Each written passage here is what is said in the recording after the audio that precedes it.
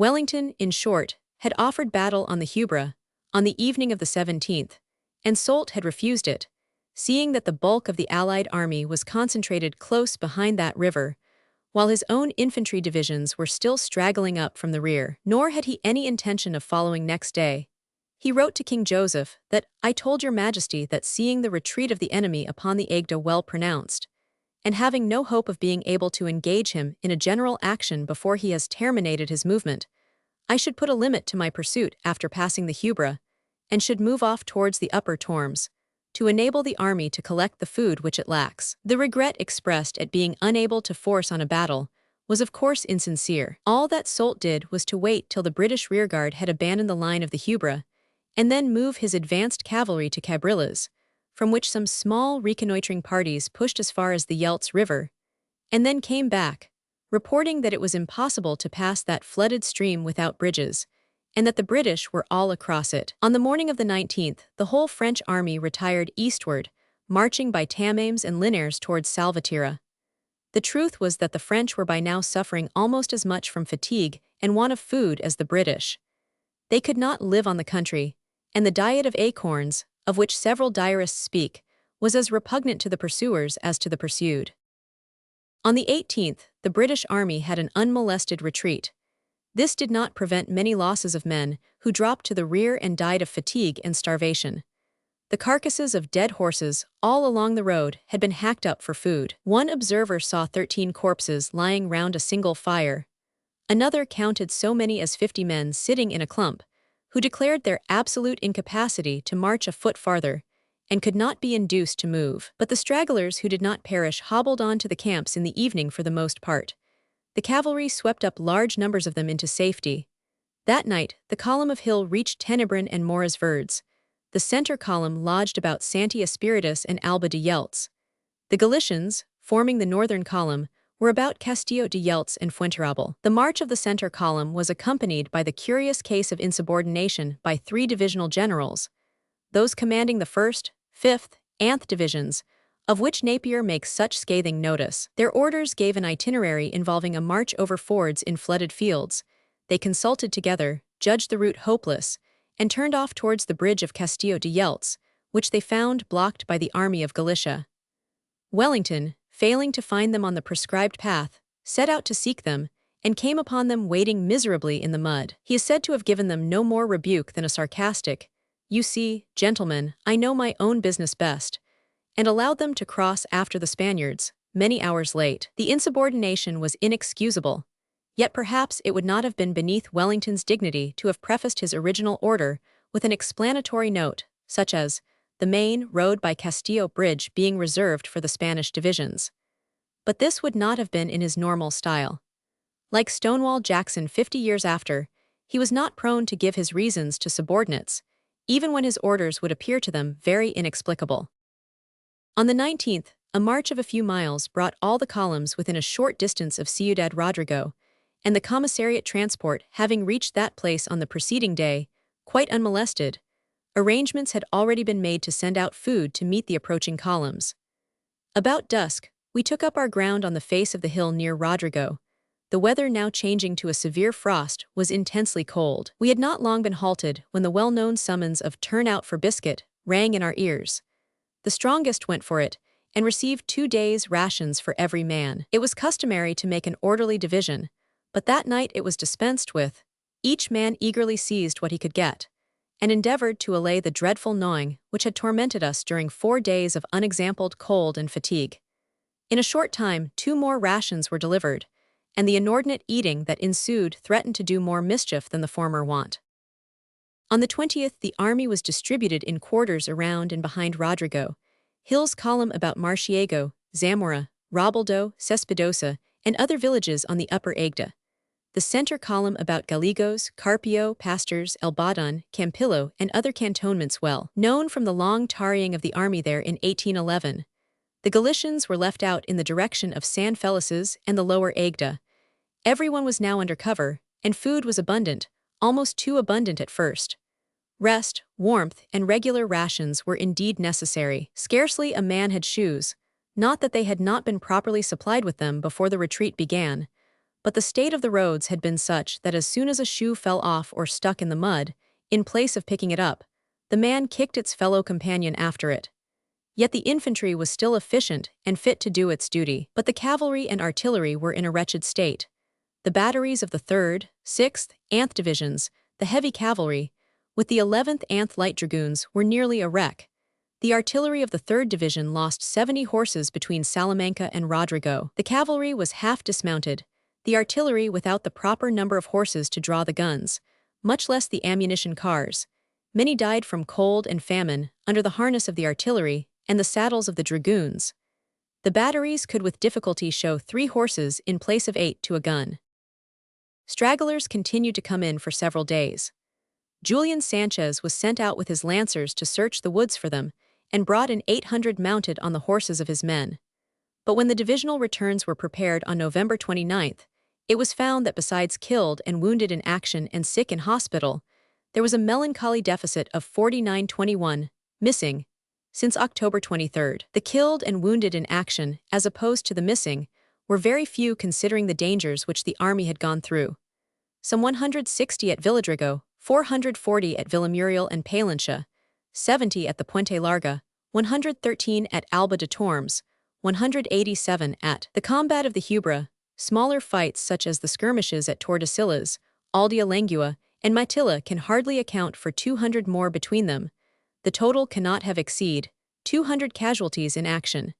But nearly 5,000 missing was a sad record. How many of them were dead, how many had deserted, and how many were prisoners in the hands of the French, it is hard to determine. The losses in missing before Salamanca had been insignificant, perhaps 500 in each of the 2 columns of Wellington and Hill. There had been many drunkards and malingerers taken both at Torquemada and at Valdemaro. But the main loss was suffered between the 16th and the 18th of November, in the woods and mires between Salamanca and the Yelts River. Soult, in his daily letters to King Joseph, claims to have taken 600 prisoners on the 16th, 1,000 to 1,200 on the 17th, and on the 18th. These figures do not appear incredible, and would allow in addition for well over 1,000 men dead, and some hundreds of deserters. The latter were certainly numerous in the foreign corps. The Brunswickols and Chasseurs Britanniques show losses in missing out of proportion to all the other regiments. It is noteworthy, when comparing the lists of the missing in the various divisions, to see that the Portuguese units suffered far more severely in proportion to their numbers than the British. They showed the total of 2469 as against 2477, but this was out of 22,000 men only, while the similar British figure was out of a total of 32,000 or thereabouts, i.e. their loss was about 10.8%, as against about 8%. Several observers of the retreat note that the cold and perpetual rain told much more heavily upon the stamina of the Portuguese, whose native climate is far more mild than that of the plateaus of Leon. They simply sank by the wayside, and died, or suffered themselves to be taken prisoners without attempting to get away. The unit in the whole army which suffered most heavily in the way of missing was Bradford's Portuguese Brigade, which lost 514 men out of 1645. In the light Anid divisions, the Portuguese battalions were little more than a third of the British in numbers, but had more missing than their comrades, in the proportion of 163 to 92 in one case and to 184 in the other. The worst divisional records were those of the 5th Anth divisions, which lost 800 men respectively. The best those of the 1st, 6th, and light divisions with only 283, 170, and individual British regiments differed much. The most unsatisfactory figures were those of a battalion which had only landed at Lisbon that summer and had not been present at Salamanca. The 182nd distinguished itself by leaving more drunken stragglers at Valdemaro than any other corps, and had dropped a terrible proportion of its men between Salamanca and Rodrigo. Wellington put the colonel under arrest, and proposed to try him before a court-martial for gross neglect of duty, but in the end did not press matters to a formal prosecution. For the first few days after the arrival of the army at Ciudad Rodrigo, Wellington was not quite certain that the enemy, after resting on the Tormes for a few days, might not resume his advance. This was unlikely, owing to the weather and the obvious difficulty of finding food for 90,000 men in a devastated countryside. Still, it was conceivable, and a further advance on Soult's part would have been very tiresome, when the Allied troops so much required rest, and when some dangerous cracks seemed to threaten the stability of parts of the newly repaired sections of the walls of Ciudad Rodrigo. For 6 days the army was held together, till on November 26 arrived certain news that Soult was on his way to the province of Avila, and that the greater part of the army of Portugal was leaving Salamanca for the rear, and distributing itself in its old cantonments in the direction of Toro and Valladolid, while King Joseph with the army of the center was on his march for Madrid. Since the French were certainly dispersing, there was no longer any necessity for keeping the Allied army concentrated. On the 27th, Wellington ordered a general dislocation of the divisions into winter quarters. Only the Light Division and Victor Alten's cavalry remained about Ciudad Rodrigo and Almeida. Of the rest of the army, Hill, with his old corps, the 2nd Division, Hamilton's Portuguese and Erskine's cavalry, marched for Coria and Zarza, being directed to canton themselves in the valley of the Alagan with an advanced post at Bijar. Campbell's Portuguese cavalry went to their old haunts about Elvas in the Alemtejo, and Pene Villamor and Morillo, with the Estremadura divisions, returned to their native regions. Castaños and the Galician army retired also to their own province, marching through the Trás-os-Montes by way of Braganza. 500 Urban's Portuguese horse were cantoned for the winter north of the Douro, but the rest of the Allied cavalry, Bach, Ponsonby, and Anson, were sent far to the rear, to look for comfortable quarters in the Mondego Valley and the villages south of Oporto. The remaining British infantry divisions, the 1st, 3rd, 4th, 5th, 6th, and were distributed about the province of Beira, in various quarters from Lamigo to Garda, at distances of 30 or 50 miles from the frontier. The general disposition of the cantonments of the army was not much different from what it had been in the first days of 1812, before the long 11 months campaign began. Only Hill was no longer on the Guadiana, but north of the Tagus, since there was no enemy left in Andalusia to require his attention. While the dispersion was in progress, Wellington issued, November 28, the memorandum to officers commanding divisions and brigades, which caused so many heart-burnings among his subordinates. It was intended to go no further than those officers, but some of them dispatched copies to the colonels of the regiments under their charge, and so it became public property.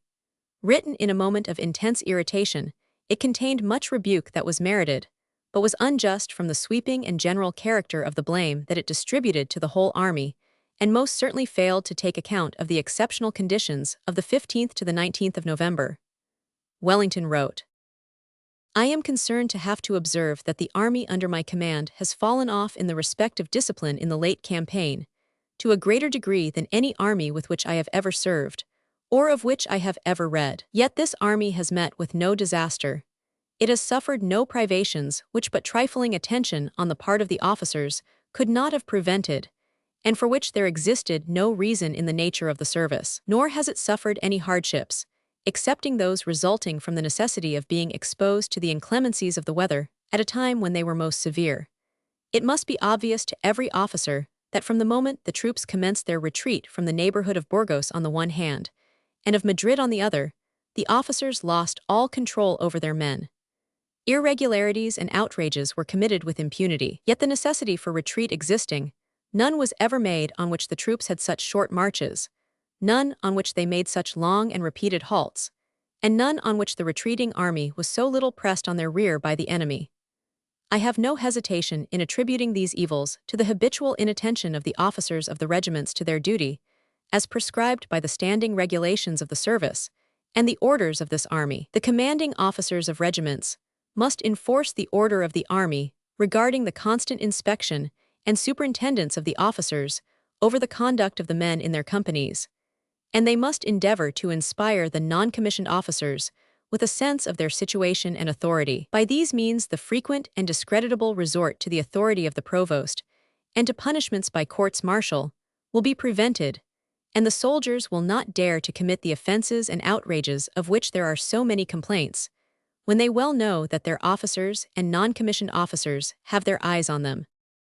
In regard to the food of the soldier, I have frequently observed and lamented in the late campaign the facility and celerity with which the French cooked in comparison with our army. The cause of this disadvantage is the same with that of every other: want of attention of the officers to the orders of the army and the conduct of their men. Generals and field officers must get the captains and subalterns of their regiments to understand and perform the duties required of them, as the only mode by which the discipline and efficiency of the army can be restored and maintained during the next campaign. There was undoubtedly much to justify the strong language which Wellington used as to the grievous relaxation of discipline in some of the regiments. Unfortunately, he made no exceptions to his general statement, and wrote as if the whole army had been guilty of straggling, drunkenness, and marauding in the same degree. There was not the slightest hint that there were many corps which had gone through the retreat with small loss of men and none of credit. But Wellington had seen with his own eyes the disgraceful scenes at Torquemada, had been roused from his uneasy slumbers by the sound of the pig shooting on the night of November 17, and he had witnessed the devastation of San Muñoz and other villages by men who were tearing whole houses to pieces to get firewood. He had ordered the provost-marshal to hang on the spot 2 soldiers caught red-handed in plunder, and sent 3 officers whose men had pulled down cottages, when collecting fuel, to be court-martialed.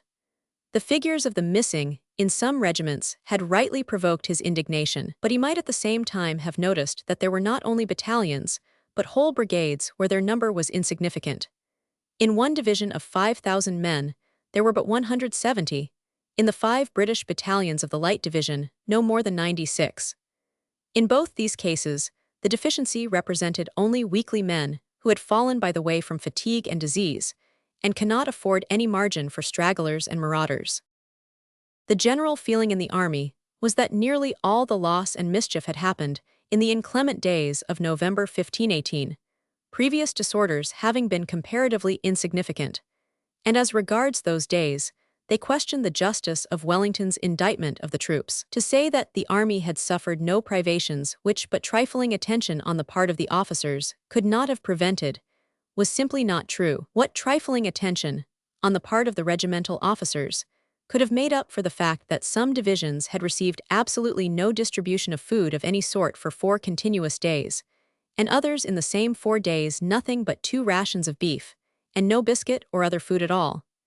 It was useless to tell them that they had suffered no privations, or that they could by care have avoided them. As an intelligent general officer wrote on November 20, "During the whole of this retreat from the 15th inclusive, not only has the weather been dreadfully severe, but the commissariat arrangements having failed, the troops have been mostly without any issue of rations, and have suffered the extremity of privation, having lived upon acorns and hogs killed occasionally in the woods. The natural result of this has been great disorder and confusion, and the roads in the rear of the columns of march are covered with exhausted stragglers left to the enemy. In fact, by some inconceivable blunder, which the Quartermaster General's department attribute to that of the Commissary General, and which the latter throw back on the former, the supplies of the army, which were adequate for much larger numbers, on the morning that we broke up from the Arapiles were sent down the Tormes, by Ledesma toward Almeida, while the army marched on Ciudad Rodrigo, hinc illi lacrimae.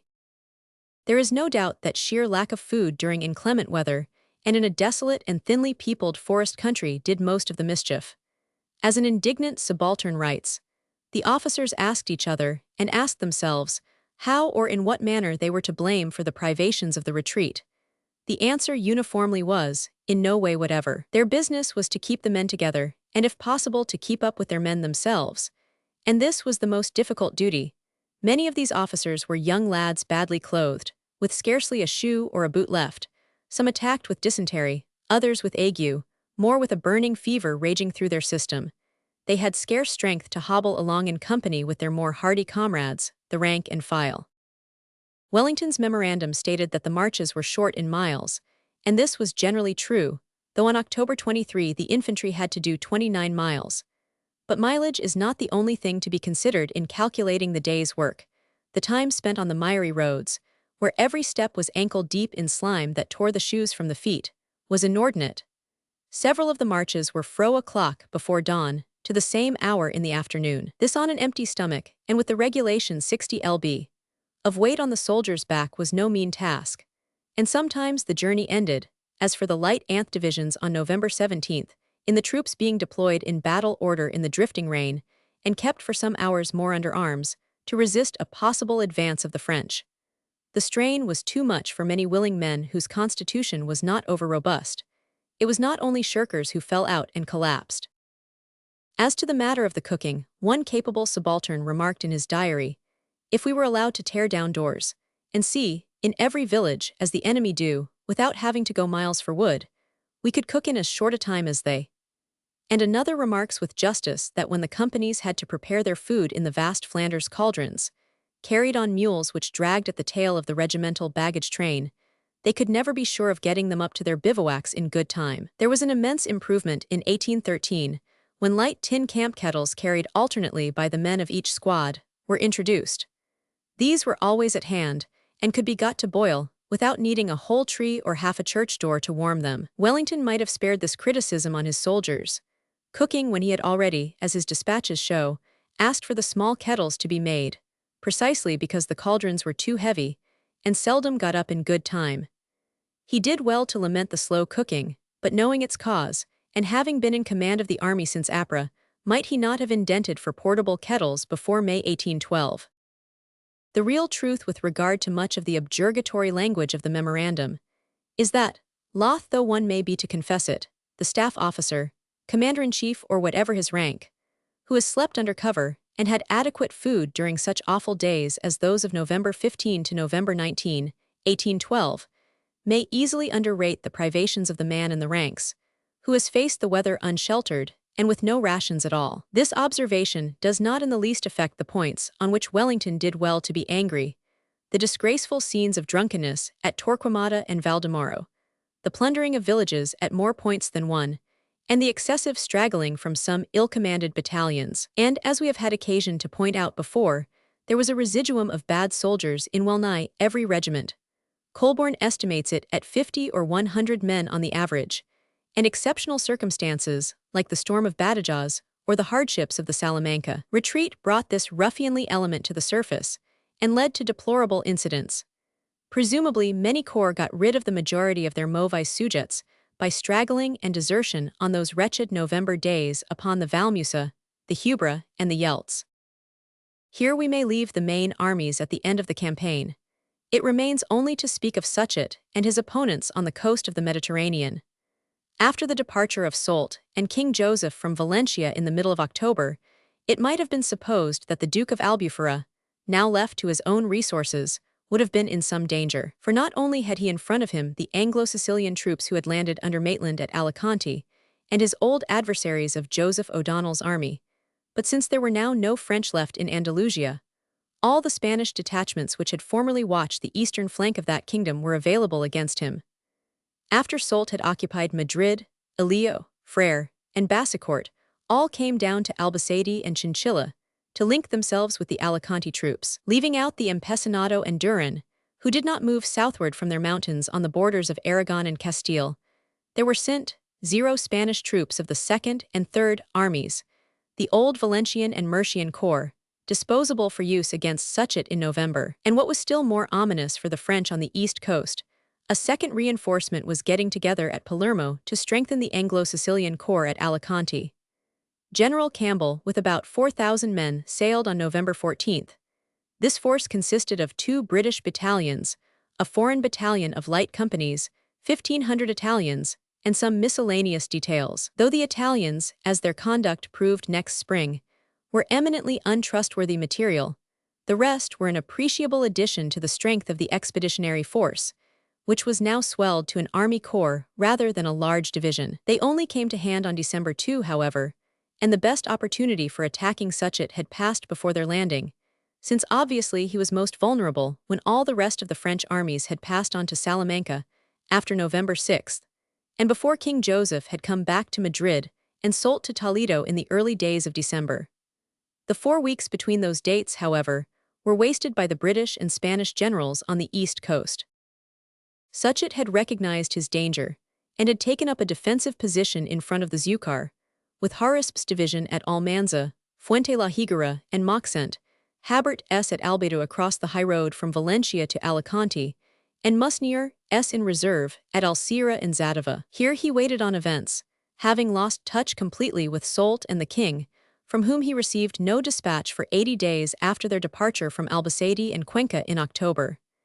It was only by way of Saragossa that he learnt, some weeks later, that they had recaptured Madrid and then marched for the Tormes. He had only 15,000 men in line beyond the Zoucar, and knew that in front of him there were 7,000 Anglo-Sicilians, 8,000 of Roch and Whittingham's men, and more than that number of the Mercians, all grouped round Alicante, while Elio, Frere, and Bassicourt, with 8,000 or 9,000 men, were coming in from the direction of Madrid, and Villacampa with 3,000 more might appear from southern Aragon. This was a formidable combination, though the Spanish troops were badly organized and had a long record of defeat behind them. The disaster of Castalla had shown a few months before the incapacity of the leaders and the unsteadiness of the men of the Mercian army. Yet the number of troops available was large, and the 5,000 English and German legionary infantry of the Alicante army provided a nucleus of trustworthy material, such as in firm hands might have accomplished much. Unity and continuity of command, however, was completely wanting. On September 25, Maitland had fallen sick, and the charge of the troops at Alicante passed to his second-in-command, General Mackenzie. This officer showed signs of wishing to adopt a timid, offensive attitude against Suchet. He pushed his own and Whittingham's divisions out as far as Alcoi, opposite Habert's position at Albeda, and contrived some petty naval demonstration against the Valencian coast. Of these, the most important was an expedition which tried on October 5 to capture the town of Denaya, the southernmost place in the possession of the French. It was composed of a wing of the 181st, and a company each of de Rolles's regiment and of Marines, about 600 men, under General Donkin. These troops, carried on the Fame and Cephalus, landed near Denaya and drove the small French garrison into the castle. This was found to be a more formidable work than had been expected, and to require battering by heavy guns. Some cannons were, with difficulty, landed from the ships, and a siege would have been commenced, but for the news that Habert was sending up a relieving force. Whereupon the little expedition re-embarked, men and guns being reshipped with much difficulty under the fire of the French on a rocky beach. The loss was trifling, but the whole plan was obviously feeble and useless. To have turned Suchet's seaward flank with 5,000 men, while threatening his front with the rest of the British and Spanish troops available, might have been a conceivable operation. But what could men, entirely isolated, hope to accomplish? It must have been long after this fruitless demonstration that Mackenzie received a formal order from Wellington dated from before Burgos on October 13, bidding him attack Valencia, either by land or by sea, if Soult and King Joseph should have marched their armies against Madrid. He was instructed not to accept a general action with Suchet, unless he was very superior in numbers, and to beware of fighting in ground favorable to cavalry. His own mounted force consisted only of 230 sabres, and belonging to Whittingham and to the Mercian army were of doubtful efficiency. But it was thought that Suchet was very weak, and a little while later Wellington received false information that the Marshal had lent a considerable part of his army to King Joseph for the march on Madrid. He therefore hoped that a bold advance against Valencia might shake the hold of the French on the Mediterranean coast. The letter directed to Mackenzie was received not by him, but by General William Clinton, the brother of H. Clinton of the 6th Division, who had arrived at Alicante and taken command, superseding Mackenzie, on October 25.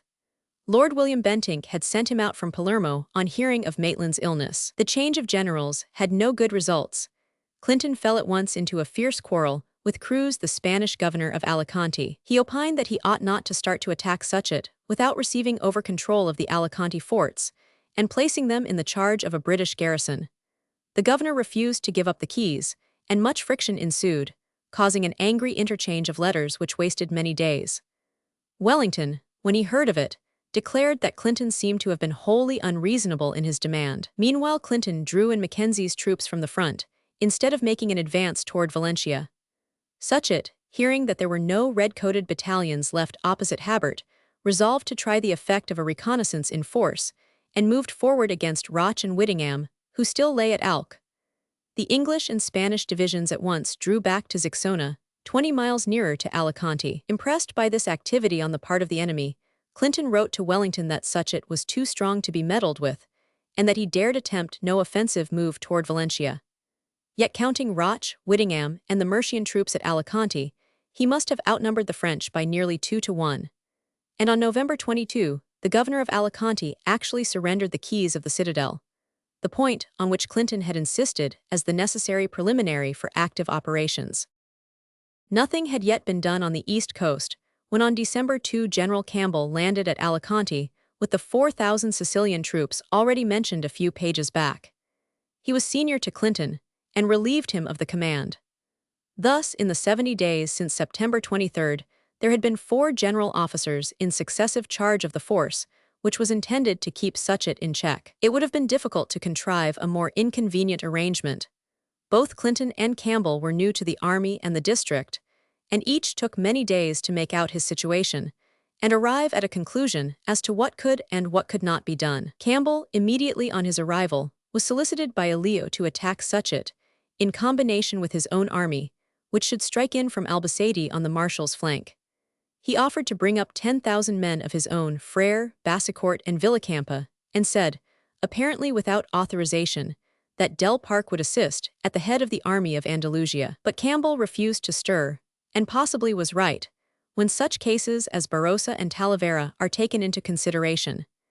Yet Wellington, his commander-in-chief, had ordered the offensive to be taken in no hesitating terms, and the force available was undoubtedly too large to be wasted. As Wellington himself remarked, most British generals of that day, though bold enough in action and capable of acting as efficient lieutenants, seemed stricken with a mental paralysis when placed in an independent position, where the responsibility of taking the initiative was thrown upon them. It was only exceptional men like Crawford and Graham who welcomed it. The general effect of the Anglo-Sicilian expedition was disappointing in the extreme. Suchet had thought, and with reason, that it would be ruinous to him, both in July and again in November. It turned out to be a negligible quantity in the game, except so far as it prevented the French army of Valencia from moving any of its 15,000 men to cooperate with Soult or King Joseph. Wellington had hoped for much greater profit from the diversion. After all, a much larger body of French troops than Suchet's field force in front of Valencia was being at this time kept completely employed by enemies who owned a far less numerous following than Campbell or Elio. The little army of Catalonia, not 8,000 strong, was finding employment all through the autumn and winter for Decan's 20,000 men, and Duran and Villacampa in Aragon, aided occasionally by Mina from the side of Navarre, and Sarsfield from the side of Catalonia, were keeping the strong force under Rial, Severali, and Caffarelli in constant movement, and occasionally inflicting severe loss on its flying columns. Their cooperation in the general cause was useful and effective. That of the Alicante army was not. To sum up all the operations on the eastern side of Spain, we may say that there had been practically no change in the situation of the adversaries since February.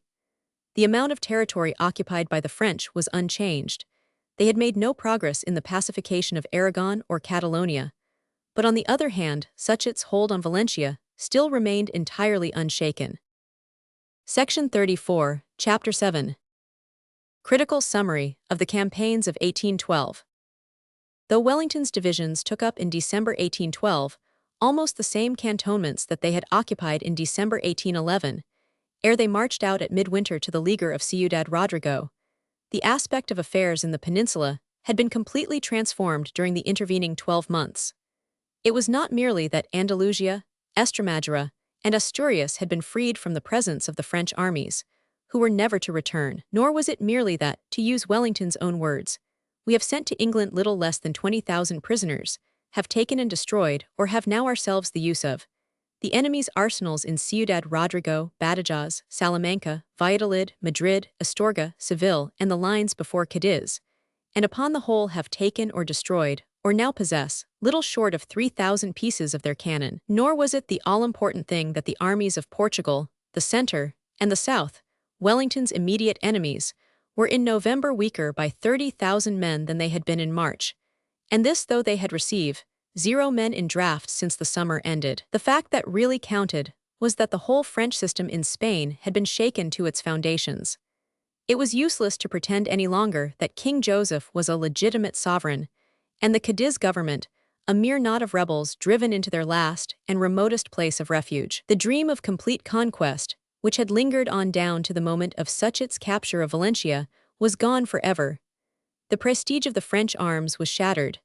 The confidence of the officers in the marshals, that of the men in their officers, had disappeared. As Foy, the most intelligent of the French observers, sums up the matter, what hope was there for the future when the whole available field force of the French armies of Spain, superior in number by a third to Wellington's army, had been collected on a single field and had allowed the enemy to march away practically unmolested. Wellington goes off unbeaten, with the glory of his laurels of the Arapiles untarnished, after having restored to the Spaniards all the lands south of the Tagus, after having forced us to destroy our own magazines and fortifications, and deprived us of all the resources that resulted from our former conquests and ought to have secured their retention. There was a profound dissatisfaction throughout the French army, and as the winter drew on, and the ill news from Russia began slowly to drift in, it became evident that the old remedy for all ills so often suggested in 1810-11, the personal appearance of the emperor in Spain, with large reinforcements,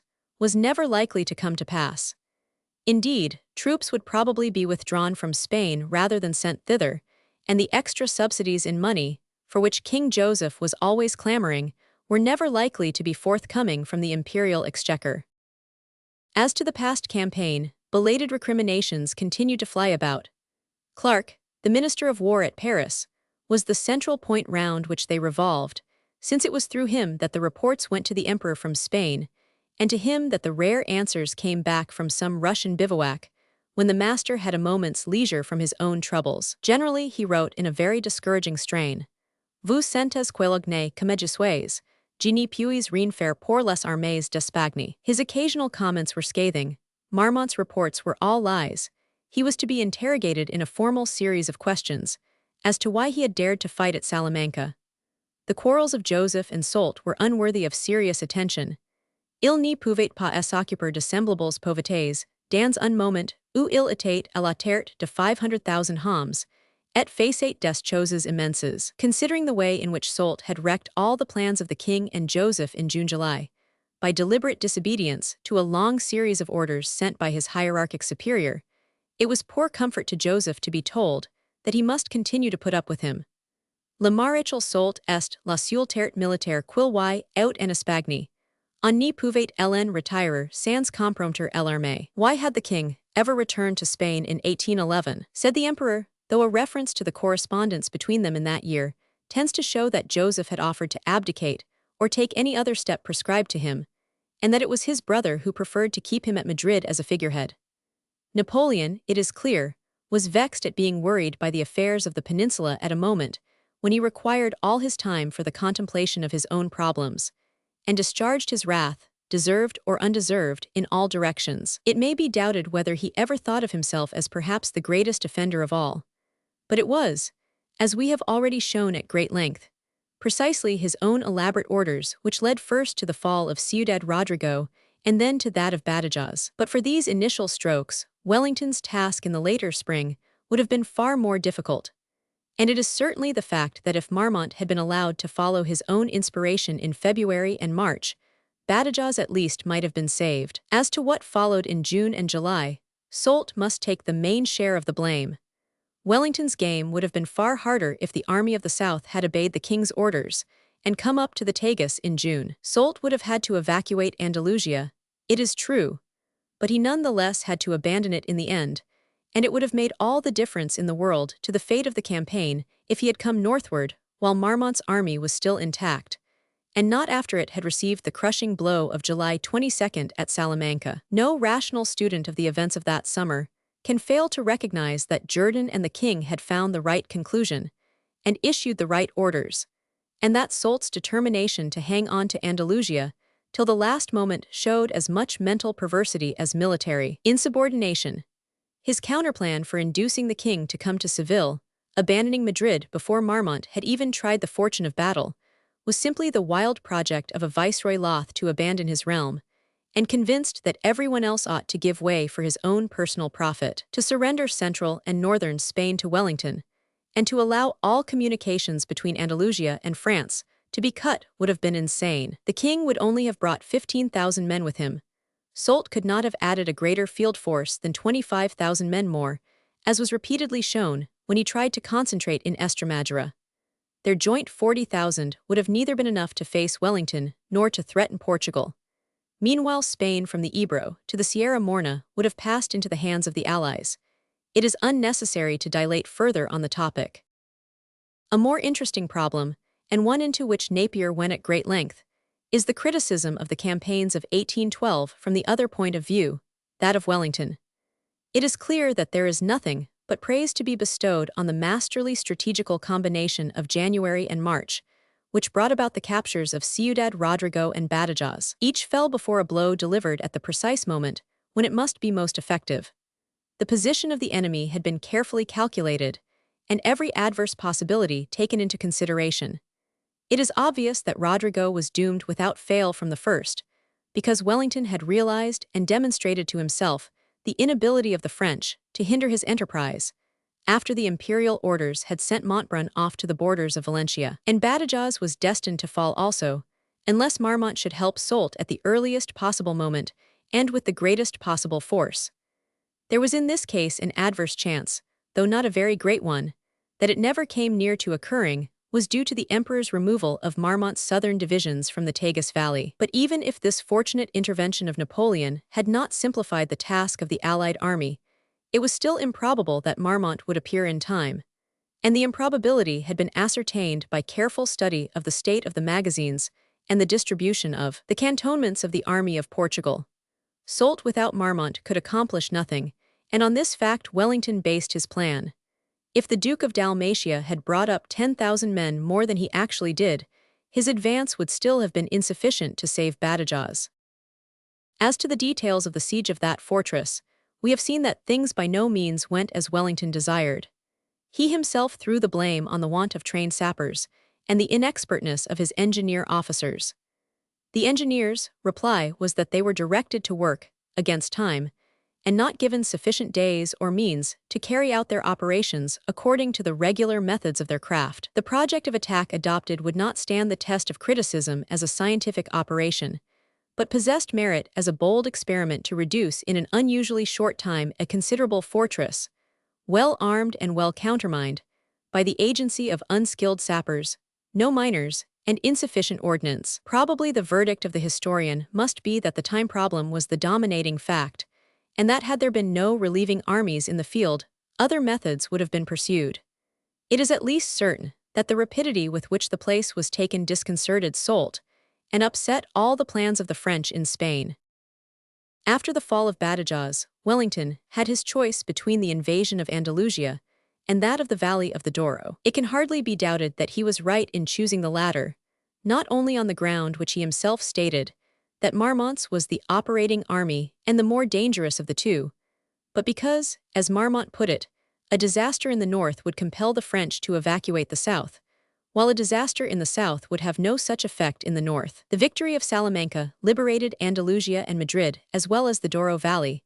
A similar victory somewhere in front of Seville would have cleared Andalusia, no doubt, but would not have sufficed to deliver the Castiles and Leon. The northern operation was the most decisive. The well-timed storm of the Almaraz forts secured for that operation a reasonable amount of time, during which it could not be disturbed by the appearance of reinforcements for the army of Portugal. The eruption into Leon in June, for which such careful subsidiary operations had been made on all sides, in Andalusia and Catalonia, on the Bay of Biscay and in Navarre, had at first all the results that could have been expected, but it can hardly be denied that a grave mistake was made when no adequate preparations were made for the siege of the Salamanca forts, and this was a mistake that was to be repeated under very similar circumstances before Burgos in September. There was nothing to prevent a proper battering train from being brought out from Rodrigo or Almeida. Yet a worse slip, most certainly, was made when on June 21 Wellington refused the battle that Marmont most rashly offered. He could have fought with the advantage of numbers, position, and superiority in cavalry, in a measure that he was not to enjoy again during the Salamanca campaign. Why he held back, we now know he thought, and not without good reason, that if he did not attack Marmont, the presumptuous marshal would attack him.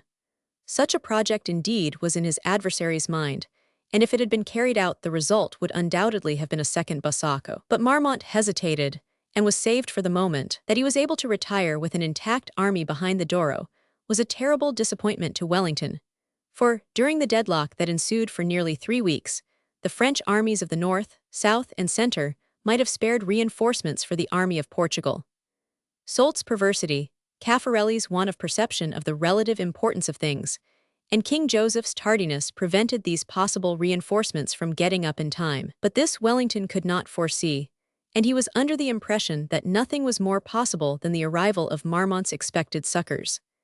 If the French should play the right game, Wellington thought it probable that he might have had to evacuate Salamanca and his other recent conquests, and to retire to the Aigda and the protection of Ciudad Rodrigo. Fortunately, there turned out to be no necessity for this heartbreaking move.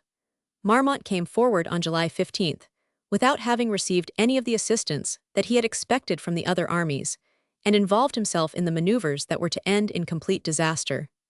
By his first movement, the ingenious demonstration on the side of Toro, ending by the passage of the whole French army over the Douro at the distant Tordesillas, he distinctly scored a point over his adversary. Wellington was only prepared to fight a defensive battle at this moment, and when the Duke of Ragusa refused, on the Guerrilla July 18, to indulge him in such a fashion, and continued to turn his right flank on several successive days, he always gave back, awaiting an opportunity that seemed never about to arrive. The headquarters staff of the Allied army marveled at their leader's caution. On the days, July 1920, when the two armies were executing their parallel marches about Vallissa and Cantalapidra. At any moment, a battle on equal terms could have been brought about, but it was refused. Yet Wellington had recently acquired the knowledge that King Joseph was just starting from Madrid to join Marmont with 15,000 men, and a victory over the army of Portugal before it should be reinforced was the only way out of the dangerous situation. He would not commit himself to the chance of an offensive battle, and as his dispatches show, made up his mind to abandon Salamanca and fall back upon the Aigda, unless his adversary should oblige him by making some obvious blunder. The psychology of the moment, as has been shown above, was that he considered that an indecisive victory, entailing heavy loss in his own ranks, would have availed him little. Unless he could put Marmont completely out of action by a very crushing blow, the Marshal would be joined by the army of the center and other reinforcements, and would still be able to make head against him. At the bottom of his mind, it is clear, lay the consideration that he had in his hands the only field army that Great Britain possessed, that in risking it he would risk everything, even the loss of Portugal, and that the total force of the French in the peninsula was so great that he must not fight save at a marked advantage. His own 50,000 men were the sole hope of the Allied cause. Marmont's army was but one of several bodies whose existence he had to bear in mind. As long as he kept his army intact, the enemy could do no more than push him back to the Aigda. When they had got him thus far, they would have to disperse again, for they could not feed on the countryside, nor invade Portugal with less than 100,000 men. But if he were to wreck his army by suffering a check, or even by winning a bloody and indecisive success, he could not calculate where his retreat might end, or how great the disaster might be. Wellington's caution was rewarded on the 22nd July, when his adversary at last fell into reckless overconfidence, and invited defeat, by stringing out his army along an arc of 6 miles, opposite the strong and concentrated line of the Allies. The punishment was prompt and crushing. The sudden advance of Wellington was a beautiful piece of tactics, a battle in the style of Frederick the Great, as the sagacious Foy observed, in a fit of enthusiasm wherein the admiration of the skilled soldier prevailed over the national pride of the Frenchman. Marmont's host was not merely beaten, but scattered and demoralized. It was put out of action for some time, and if Carlos de España had only maintained the castle of Alba de Tormes, there would have been nothing left worth mentioning of the army of Portugal. Even as things actually fell out, the victory was absolutely complete, and placed all the valley of the Douro and central Spain in Wellington's hands.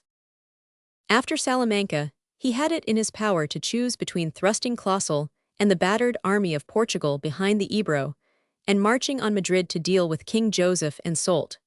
His choice of the second alternative has often been criticized, and ascribed to motives which were far from his mind. The real cause of his turn to the south was his belief that Soult must now evacuate Andalusia, and that he would therefore have all his army concentrated, and no longer frittered away in garrisons, as it had been for the last 2 years. Instead of being able to collect 25,000 men only for the field, the Duke of Dalmatia would have 50,000 available, and when joined by the king and perhaps by Suchet, he would need to be faced by the whole Allied army. Wellington therefore intended that Hill should join him. Together, they could deal with the largest block of French troops still left in the peninsula. His intention was to force matters to a decision in the south, and he thought it likely that he might find Soult already marching upon Toledo with his whole army. In this expectation he was entirely disappointed. The marshal, as we have seen, refused for a month to evacuate his viceroyalty, and stayed there so long that Wellington began to think that he would have to go down to Andalusia to evict him. "I suspect," he wrote at last on August 18, "that he will not stir till I force him out by a direct movement upon him, and I think of making that movement as soon as I can take the troops to the south without injuring their health." This was an unexpected development.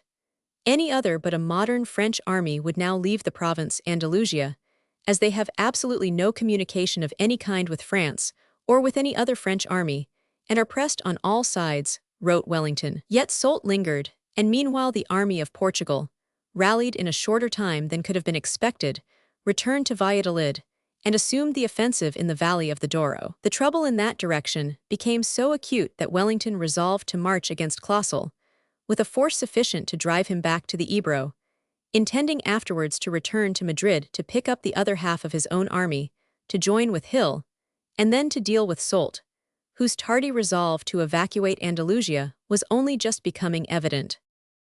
The march against Clausel was necessary, and it seems a misfortune that Wellington left 3 of his best divisions at Madrid, which was obviously in no danger for the present, and where Hill was expected to arrive ere long. It turned out that the force put in motion against Valladolid and Burgos was too small, even after it had been joined by Clinton and the Galicians, to secure the complete predominance in the north which was necessary. Clausel retreated, but was pursued in a somewhat cautious fashion, and only as far as Burgos. It would appear that if Wellington had brought 10,000 men more with him from Madrid, and if he had invested Burgos with the Galician army and followed hard upon Clausel with all his Anglo-Portuguese, he might have driven the French not only beyond the Ebro, but as much farther as he pleased. For Clausel could not have stood for a moment if Wellington's power had been a little greater, and Caffarelli was in September so entirely taken up with the operations of Home Popham, Mina, and Mendizábal that he had not a man to spare. But Wellington advanced no farther than Burgos, and allowed Clausel to lie opposite him at Briviesa unmolested, till he had drawn great reinforcements from France, and had at last induced Caffarelli to come to his aid with 10,000 men. Meanwhile, he was devoting himself to the siege of Burgos, where, by his own fault, he had no sufficient artillery resources to subdue an improvised fortress of the 3rd class. The fault was exactly the same as that which had been committed before the Salamanca forts in June, and as has been demonstrated above, Wellington had been pressed to take more heavy guns with him, both by Sir Home Popham and by officers at Madrid, and if he had called for them, even after the siege began, they could have reached him in time. His own curious comments on the facts are not convincing. "I see that a disposition exists to blame the government for the failure of the siege of Burgos. The government had nothing to say to the siege. It was entirely my own act. In regard to means, there were ample means, both at Madrid and at Santander, for the siege of the strongest fortress. That which was wanting at both places was the means of transporting ordnance and military stores. I could not find means for moving even 1 gun from Madrid. Popham is a gentleman who picks himself on overcoming all difficulties. He knows the time it took to find transport even for about 100 barrels of powder, and a few 100,000 rounds of musket ammunition that he sent me. As for the 2 guns that he endeavored to send me, I was obliged to send my own cattle to draw them, and felt great inconvenience from the want of those cattle in subsequent movements of the army." The answer that must be made to these allegations is that when matters came to a crisis at Madrid, on Soult's approach, enough transport was found there to send off to Ciudad Rodrigo great part of the Retiro stores, though much of the material there had to be blown up. If there were not draft animals for even half a dozen guns to be got at Madrid, why did Wellington write on August 31 that, if the enemy shall advance, all arrangements must be made for the evacuation of Madrid, such as sending away sick, stores, and sea, and eventually for the destruction of what cannot be carried off? Considerable convoys marched with Hill when the Spanish capital was evacuated, and it is impossible to believe that the 322 draft mules which, by Dixon's estimate, were the proper allowance for a 24-pound battery of 6 guns with 180 rounds per gun, could not have been procured at Madrid in September. A requisition on the batteries and transport train of the 4 divisions left round Madrid could have been made to supplement local resources. But Wellington had made up his mind to risk the Burgos campaign with no more than Dixon's trifling artillery reserve, of which the only efficient part was precisely 3 iron 18-pounders. As to the allusions to home Popham, they must, with all regret, be described as ungrateful, and they conceal the fact that the 2 heavy ship guns which Popham had sent forward were only brought from Reynosa by Wellington's own draft beasts. Popham got them across the mountains from Santander by his own exertions, and would have sent them some weeks earlier, but for Wellington's refusal to ask for them. And it was the ammunition sent by Popham which alone enabled the siege to go on for as long as it did. The miscalculations rather, which kept the main army in front of Burgos to such a late day in the season as October 20th, have been dealt with in a previous chapter. The united force of Sauhem and Caffarelli was undervalued. It was not till Wellington saw their 2 armies deployed that he recognized that they had 0 men more in hand than he had supposed. And on the other front, he relied too much on the strength of the line of the Tagus for defense. We must concede that if the weather had been the same in New Castile as it was in Wellington's own region, if the Tagus had been in flood, like the Arlanzon and the Pisuerga, and the desperate rains that prevailed at Burgos had prevailed also at Toledo and Aranjuez, his plan would probably have been successful. But who dares make the weather a fixed point in military calculations? The season disappointed him, and Soult was lucky enough to find bright days and hard roads and streams half dry as he advanced on Madrid, though Wellington was almost embogged and moved among perpetual fogs in the north. Still, the cardinal fact at the bottom of the unfortunate Burgos campaign was that the Anglo-Portuguese army was not strong enough for the task in hand, when Soult's whole force, and great part of the army of the north also, came into the field to aid the armies of Portugal and the centre. The permanent evacuation of Andalusia and the temporary evacuation of Biscay put into movement 60,000 men who had hitherto been for the most part locked up in the occupation of those regions. When they became an operating army, Wellington was hopelessly outnumbered. He himself thought that he might yet have pulled through the crisis, without being compelled to evacuate Madrid and the 2 Castiles, if only Ballesteros had obeyed orders, and distracted Soult by an eruption into La Mancha against the flank of the advancing enemy. Undoubtedly that general was most perverse and disloyal, but it seems quite possible that if he had advanced, as ordered, he would only have let himself in for one of those crushing defeats which commanders of his type so often suffered during the war. The fact was that the French armies, when once concentrated, were too numerous to be held in check. Wellington's only real chance of success would have been to concentrate every man either against Sauhem and Caffarelli on the one side, or against Soult and the king on the other. This was made difficult by the initial division of his army into 2 nearly equal halves, which resulted in his own force being too weak to deal with the French Northern Army, and Hill's similarly too weak to deal with the Southern Army. He had intended, when he left Madrid on August 31st, to return thither with the bulk of his marching force, after disposing of the northern enemy, and as we have seen, this idea was still in his head even as late as early October. But he failed to carry out his intention, partly because he had allowed himself to get entangled in the siege of Burgos, partly because the French army in front of him proved much stronger than he had originally calculated.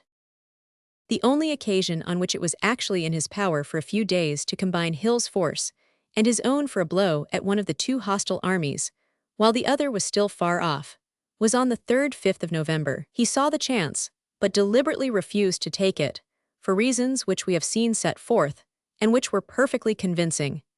If he had concentrated against either of the French armies, it might have refused to fight and drawn back, while the other was in a position to cut off his line of communication with Salamanca and Portugal.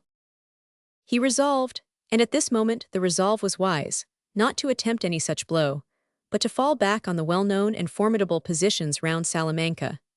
Here he thought that he could defend the line of the Tormes, even against a combined force that outnumbered him by 25,000 men. Probably he would have succeeded if the enemy had delivered a frontal attack, as Jourdan and the majority of the French generals desired. But Soult's safe but indecisive policy of refusing to make such an attack, and turning the Allied flank by the fords of the Upper Tormes, was adopted. The only counter to this move would have been to assail the French while they were in the midst of their maneuver, even as Marmont had been assailed at the Battle of the Arapiles. But the disparity of numbers was on this occasion too great for such a stroke to be prudent, and Wellington was forced, most unwillingly, to retreat to the frontier of Portugal. But for two mishaps, the coming on of absolutely abominable weather and the misdirection of the food supplies by Colonel Gordon, this retreat would have been uneventful and would have been attended with little or no loss, for the French pursuit was timid and ineffective, and only carried out by a fraction of the enemy's army. Nearly half of it halted at Salamanca, and the remaining part was not strong enough to attack Wellington. As it chanced, Gordon's errors and the plague of immoderate rains not only cost Wellington several thousand men, but produced an impression of disaster both on the minds of those who took part in the miserable march and on those of the captious critics in London. What should have been a good clean retreat became a rather disastrous affair.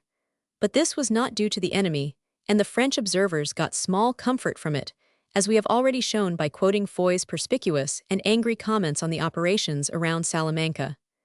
Wellington got off with an army in being, and if it was tired out, so was that of his opponents. 100,000 men had been scraped together from every corner of the peninsula to overwhelm him, but had failed to do so. Meanwhile, he had cleared all Spain south of the Tagus Valley from the enemy, had broken their prestige, and had shaken to pieces the pretension of King Joseph to be taken seriously as the monarch of the greatest vassal kingdom of his brother's empire. Section 35. Chapter 1. Winter Quarters. December 1812, January 1813. When the Anglo-Portuguese army halted at Ciudad Rodrigo and came back once more to regular rations and marches that were no longer forced, it was of course in very bad condition. The cold and wet of the last 10 days, retreat from Salamanca, had caused many a man to drop dead by the way, and had sent thousands of sick to the hospitals, riddled with dysentery and rheumatism. And the hospitals and depots were even before this last influx loaded up with convalescents not fit for service, from the casualties of Salamanca and Burgos. The December morning states were enough to fill Wellington with dismay. Of his 64 British battalions, there were only 30,397 men present with the colours, an average of much less than 500 bayonets to the battalion. There were no less than 18,000 men in hospital, more than a third of the total strength of the infantry arm. 13 regiments had more men sick than effective. 12 were down to under 300 strong. The cavalry had not lost so many in proportion. They had 700 present under arms to 1436 sick, but could not mount more than 5,000, owing to the loss of horses during the retreat, and the surviving horses were for the most part in bad condition. The first thing necessary was to get the troops under cover and well fed.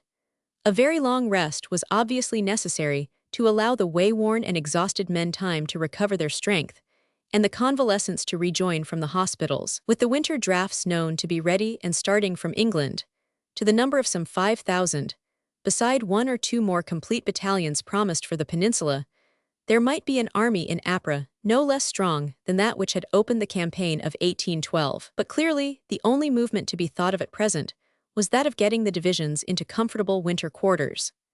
Accordingly, the army broke up a few days after reaching Ciudad Rodrigo and spread itself out in dispositions not unlike those of the December previous, save that nothing was left so far to the south as had been the custom in other years. For Soult was no longer in Andalusia, and the right wing of the Allied army had no reason to descend as far as the Guadiana. By December, the 1st Division had distributed itself on the upper Mondego around Garda and Viseu. The 3rd Division was farther north, about Memento de Beira. The 4th, with headquarters at Esjo de Pesqueira, occupied cantonments along the Douro. The 5th was a little lower down the same river in Lamigo and the neighboring villages. The 6th Division lay somewhat farther back on the northern slope of the Serra de Estrela, along the high road parallel with the middle Mondego, with headquarters at C. The 7th at Memento de Serra and Santa Marinha, also under the Estrela. Pac S and Bradford's Portuguese went north of the Douro, to Penafiel and Villa Real respectively. Only the much-enduring Light Division was left in rather cold and bare quarters on the frontier, occupying familiar billets at Fuentes de Oñoro, Alameda, Gallegos, and other villages between the Coa and the Agda. The cavalry was all sent back to the rear, even so far as the coast plain at the mouths of the Vauga and the Mondego, save V. Alton's brigade, which remained on the Agda in company with the Light Division, and 500 Urban's Portuguese, who went back to Braganza, in the far northeast of the Trás-os-Montes, on the Spanish frontier. Any observer noting these dispositions as a whole could not but conclude that they were most easily explained by an intention to resume in the next spring the old line of the Allied advance of 1812. Since all the British troops were conveniently placed for a concentration on the Agueda and a march on Salamanca, the fact that the 3 small Portuguese units had been sent north of the Douro would attract little attention, and this no doubt was the impression which Wellington wished to produce on any secret agents of the French who might report the location of his winter quarters.